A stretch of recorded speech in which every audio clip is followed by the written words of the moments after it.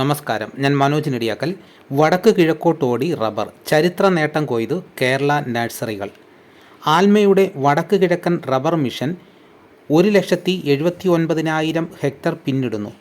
6 വർഷം കൊണ്ട് 2 ലക്ഷം ഹെക്ടർ എന്നതാണ് ലക്ഷ്യം. ഈ കുതിപ്പിൽ നേട്ടമുണ്ടാക്കി കേരളത്തിലെ റബ്ബർ നഴ്സറികളും. 2025-26 പശ്ചിമ ബംഗാളിലും 7 വടക്ക് കിഴക്കൻ സംസ്ഥാനങ്ങളിലും 2 ലക്ഷം ഹെക്ടറിൽ കൃഷി എത്തിക്കുക എന്ന ലക്ഷ്യത്തോടെ 2020 മിഷൻ തുടങ്ങിയത്. മികച്ച തൈകൾ എത്തിച്ച് നൽകാനുള്ള ചുമതല കേരളത്തിലെ നഴ്സറികളെയാണ് റബ്ബർ ബോർഡ് ഏൽപ്പിച്ചത്.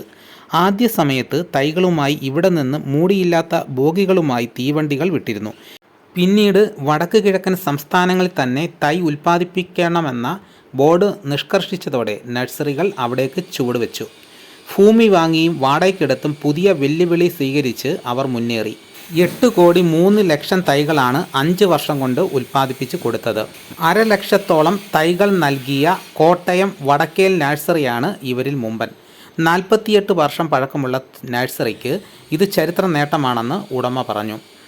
RRI 429 ഇനമാണ് ഇപ്പോൾ ബോർഡ് അവിടേക്ക് ശുപാർശ ചെയ്യുന്നത്. ഇതേവരെയും RRI 600 ഇനമായിരുന്നു അവിടെ കൃഷി ചെയ്തിരുന്നത്.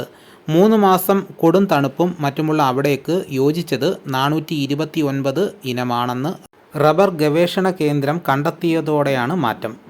വടക്കേ നഴ്സറി ഇതിൽ 1,4 ലക്ഷം മാതൃസസ്യങ്ങളെ അവിടെ ഉൽപ്പാദിപ്പിച്ചു കഴിഞ്ഞു. 113 ജില്ലകളിലാണ് ഇപ്പോൾ കൃഷി മുന്നോട്ട് പോകുന്നത്. 2,02,000 കൃഷിക്കാർ ഇതിൻ്റെ ഭാഗമായി. അപ്പോൾ ഇതോടുകൂടി വീഡിയോ ഇവിടെ പൂർണ്ണമാകുന്നു. മറ്റൊരു വീഡിയോയുമായിട്ട് ഉടനെ എത്താം. എല്ലാവർക്കും എൻ്റെ